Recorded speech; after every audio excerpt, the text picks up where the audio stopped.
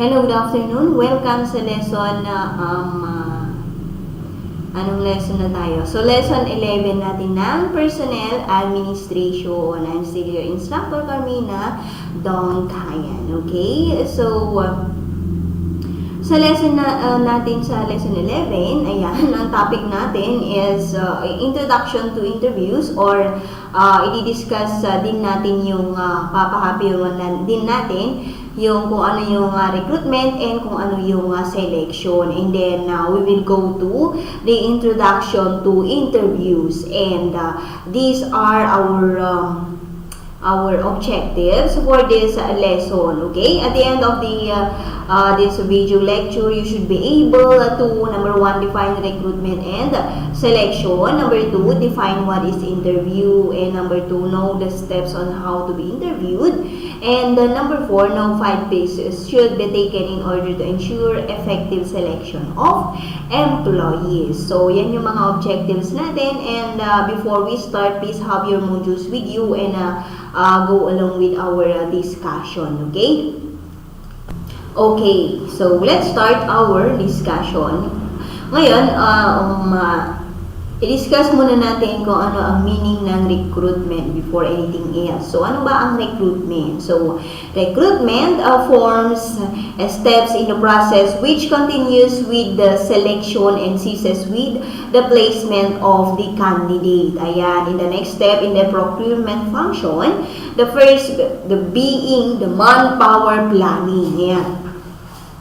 So, recruiting makes it possible to acquire the number and types of people necessary to ensure the continued operation of the organization. So, when we say recruitment, ito yung you are getting employees or you are applicant. Magre-recruit ka ng applicant for a certain job. Ayan. Recruiting is the discovering of potential applicants for actual or anticipated organizational vacancies. Ayan, discovering potential applicants. Okay? So, ang nung sa lesson na 10 natin, discuss natin about HRP, which is the human resources planning. Now, the next step is to recruit. Okay? So, yan. Ayan, human resource planning, and kapag meron na tayong na-forecast na ng HRP yung kakailanganin na personnel ng sa isang organization, ayan, i-analyze muna nila yung trabaho na yon. Ayan, magkakaroon ng job analysis, and we discussed that already. Mas nauna lang yung job analysis sa human resource planning. Okay? And then the next step is recruitment. So, magre-recruit na sila ng potential applicants which na maka-qualify dun sa mga job description or job specifications na sinabi nila sa isang position. Okay? And then, syempre, selection, magsiselect na lang sila sa mga applicants. And we have the placement. And lastly, we have the placement. Okay? So, that is the recruitment to human resource acquisition na process. So, ito yung process. So, human resource planning, job analysis, recruitment, selection, and the placement. Okay? So, take note of the process. Okay? And next, ayan, punta tayo sa process of recruitment. So, ano ba yung mga process of recruitment natin?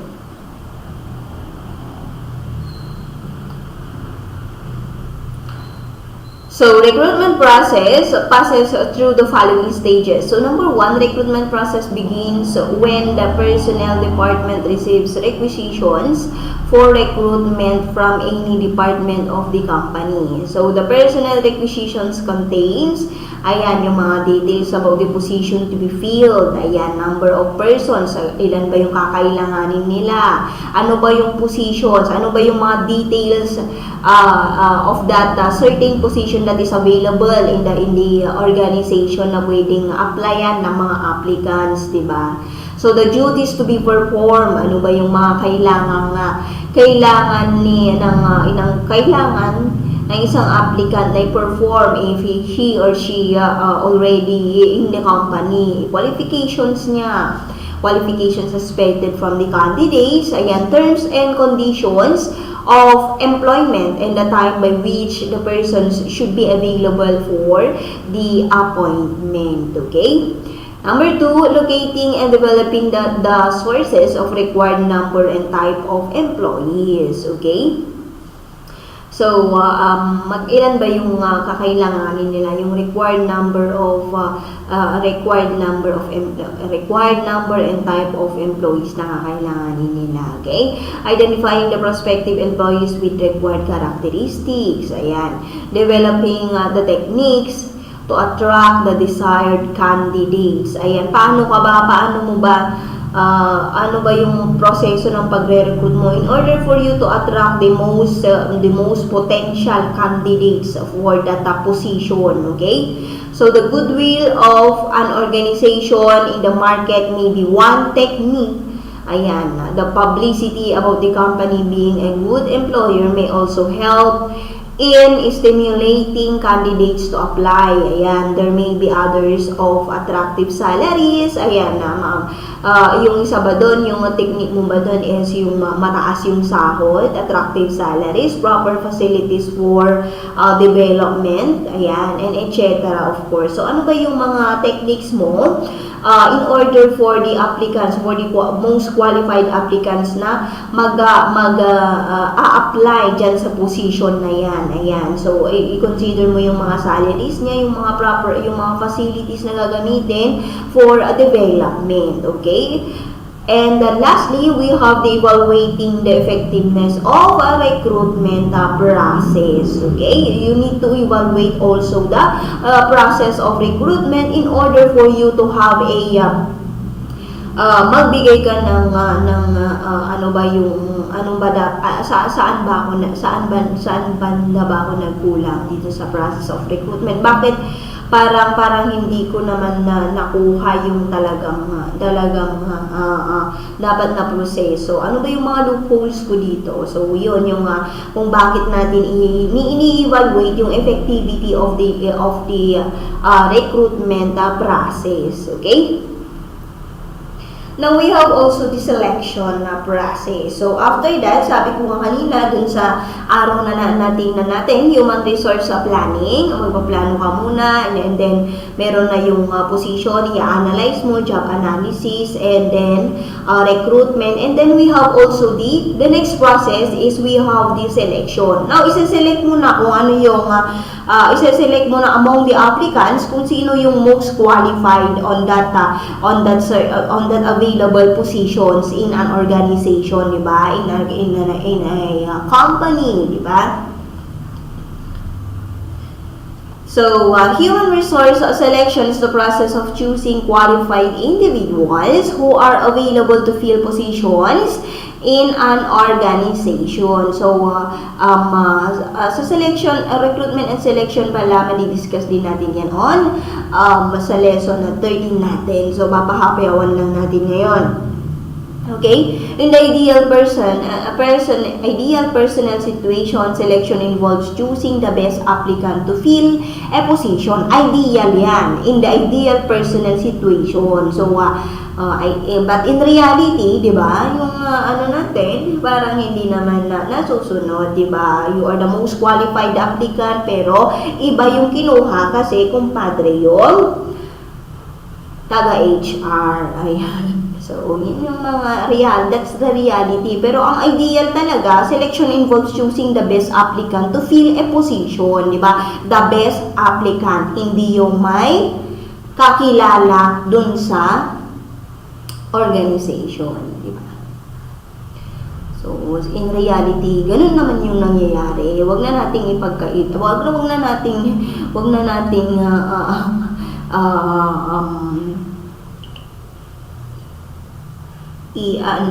nating tawag doon. Ipangalanda ka na natin, di ba? Kasi yun naman talaga yung nangyayari. So, that's the reality already.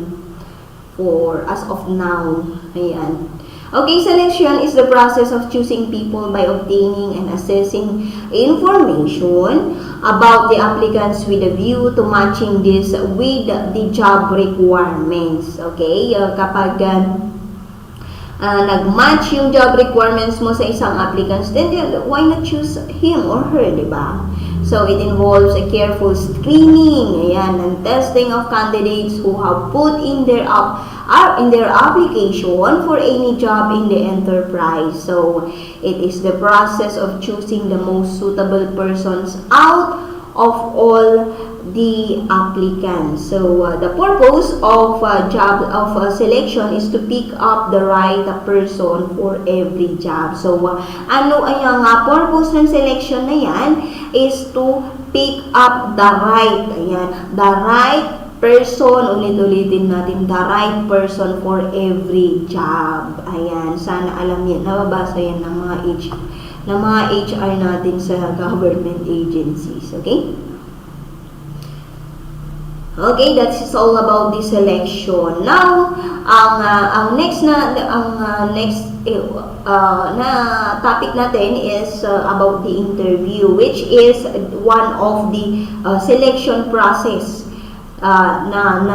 i-discuss natin sa next meeting natin, sa next lesson natin. Pero, mag-i-introduce na tayo dito sa interview. Okay? What is an interview? Sige nga, sumagot nga. So, an interview is a purposeful exchange of ideas. Ayan, the answering of questions and communication between two or more persons. Ayan. So, naranasan ko na rin nag-interview. Nag-apply ako sa isang position, na-interview ako. Ayan. And then, yan, it's not actually exchange of ideas. Naranasan ko. Kasi question na portion lang naman. Okay? Nagbigay sila ng question, din sasagutan mo lang. Diba? And may mga ibang company kasi na nagbibigay lang sila ng sasagutan mo, hindi yung actual interview talaga na interview ka person to person or face to face. Ayan, generally, an interview is a process of private meeting conversation between people where questions are asked and answered for obtaining information about qualities, attitudes, and prospectus, etc. Okay? So, that is interview. Gusto nyo bang ma-interview? Ayan. So, there are different meanings of the word interview as different scholars define the term differently. So, however, interviews have some basic objectives which are as follows. So, number one, through interviews, recruiters can verify the information obtained through application forms and tests. Ayan. Number two, recruiters can obtain additional information about the candidates which are not mentioned in the application form. So, by way of interview, ayan, may yung mga recruiters nakaka-obtain ng additional information which is not written in their applications or resumes. Ayan, recruiters can verify. Pwede nilang i-verify kung tama ba yung mga pinagsasabi mo o pinagsusulat mo dun sa application form mo. Diba?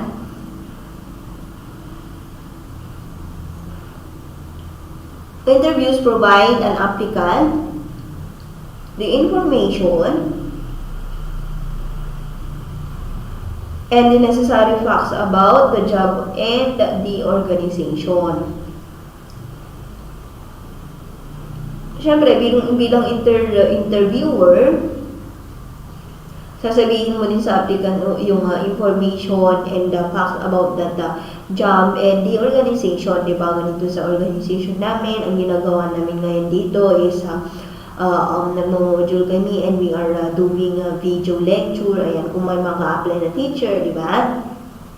So, ganito yung mode of learning natin. We are in a blended learning. So, we are going to have a asynchronous type of learning. Ayan. So, you are going to deliver a lesson, online class. Ayan, you will have your online class. So, ganun yung sinasabi, di ba? About the organization and how it's the process. Paano ba yung job na yun, di ba? Sasabihin mo rin sa interviewing, okay?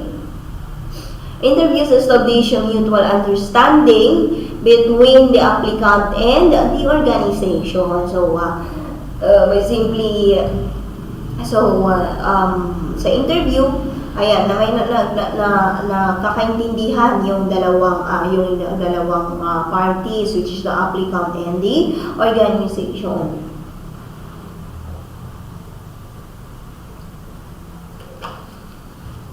And, ayan, the following 5 P's which should be taken into consideration in order to ensure effective selection and interviewing. Okay, we have here the 5 P's. We have number 1. Ayan, prepare. So, preparation is the first step of conducting an interview. Ayan, prior to interview, the interviewer should make sure that she understand the key elements of the job. Ayan, syempre, bilang interviewer, kailangan mong kilalanin kung ano ba yung job na yun, kung ano ba yung position na i-offer mo sa isang applicant, di ba? And the interviewer should go through the resume of the candidate for understanding his or her qualities and efficiency. So, before the interview, kailangan mong ikaw na interviewer, kailangan mong pag-aralan or basahin kung ano yung nakasulat dun sa resume ng isang candidate, di ba? You should understand his or her qualities and sabihin or alamin kung ano ba yung efficiencies niya, okay? So, that is the prepare, the first P, which is the prepare. Ayan, preparation. Okay? And then the next step is we have also the purpose. So, the interviewer should have knowledge about the purpose of the interview. So, ano ba yung purpose ng pag-interview? Diba? Bilang interviewer, alam mo kung bakit mo ginagawa yung pag-i-interview na yan. So, why he is she conducting it? Okay? The interviewer should project the organization as the best place to work to the interviewee. So, sasabihin niya, so it is our organization is the best place to work for. Sasabihin niya sa applicant. So, which helps in selecting the right candidate. Okay? That is the second P, which is the purpose. And the third P, we have the performance. Ayan. An interviewer must identify the attitude, attributes, knowledge, and skills of the applicant. Ayan. Who are needed for the success of the organization. Okay? So, i-identify yung interviewer, i-identify niya kung ano ba yung attitudes, attributes, knowledge, and skills of the applicant. Ayan. If the requirement is about special education and technical skills, then hiring high-performing applicants play an important role. Okay? That is the third P, which is the performance. And the fourth P, we have here the people skills. So, the applicant who comes for an interview will not be completely transparent. Ayan. Hence, it is the job of an interviewer to unmask the applicant and discover the inner qualities, ayan, and skills during the interview. Ayan, naranasan ko ilang beses na ako na-interview for a certain job, ayan. Para talagang nilalabas nila yung mga inner qualities mo, talagang magaling yung interviewer na yun, di ba? So binibigay mo talaga lahat ng totoong ikaw, di ba? Okay, this good practice of hiring will help in selecting the right candidate for the organization. So the fourth P is people skills, and we have the last P, which is the process. So each interviewer should follow a structured interview process to get better results. Okay, a structured process of interview avoids bias and gives equal and fair chance to all the applicants. So the best way for accomplishing this process is by using behavioral-based questions and situational questions. Ayan. Naranasan ko na din naka-encounter ng situational questions talaga. Okay? So that is the last P, which is the process. So the following 5 P's are the prepare, propose, performance, people skills, and process. Okay, take note of those one.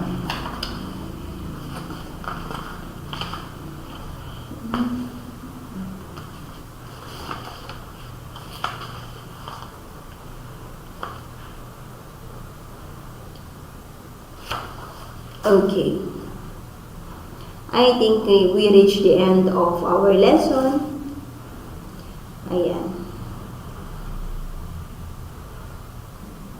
I will just play an interview, a video about an interview, okay? Job interview skills. A program to master the difficult stages and situations in a job interview. Job interview skills, introduction and definitions. What is an interview? An interview is a screening process in which you are given an opportunity to learn more about the prospect, that is your organization, while the organization also has the opportunity to evaluate you as a prospective employee. A personal interview is an important step in the process of selection of a candidate for a job, or for an admission to a business school. The interview process provides you with a face-to-face opportunity to set yourself apart from your competition, and expand on the information the employer already knows about you from your resume. As a well-prepared candidate, you can use the interview process to send the message that I'm the best person for the job, to everything you say and do. The interview is a critical step towards the goal of employment or admission. It is at the interview that the job is often won or lost. The best test of any job search is the number of interviews you are offered. If you're constantly approached for interviews, you should expect job offers. If you're not getting interviews, you need to really evaluate your job search strategy. If you have been called for an interview, you can assume that the organization is interested in you and that the employer has a need that you may be able to meet. Interviews can be stressful, but when you are well prepared, there is no reason to panic. An interview generally lasts from 30 to 60 minutes and most questions fall into standard categories. The good news is that interviews are often highly predictable, and you can do a great deal of advanced preparation that can potentially minimize your chances of elimination. But they can also be tricky and unpredictable if you are underprepared or overconfident. Interviews are all about trying to identify patterns of behavior in the candidate that will carry through from the selection process into their working life. This was a demonstration video for job interview skills. For complete program, visit us at letstalk.company.in. If you like this video, kindly share your comments, which will encourage us to make more videos for you. You can also subscribe to our YouTube channel by clicking subscribe button just above this video. Thank you for watching us. Take care.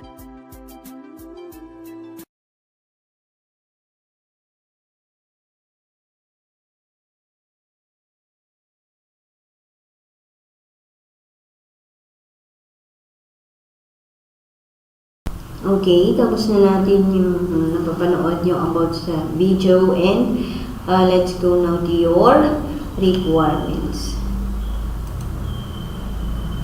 So, ang requirements ninyo, this is lesson 13. We'll just open lesson 11. Tignan natin yung requirements.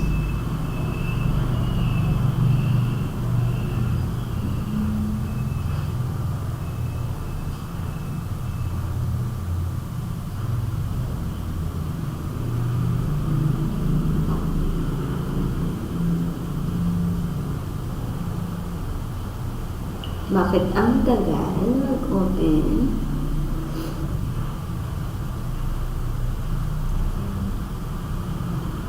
Antayin lang natin kasi naglo-loading. Okay. Ayan. So, tignan natin yung requirements on the last part. Okay.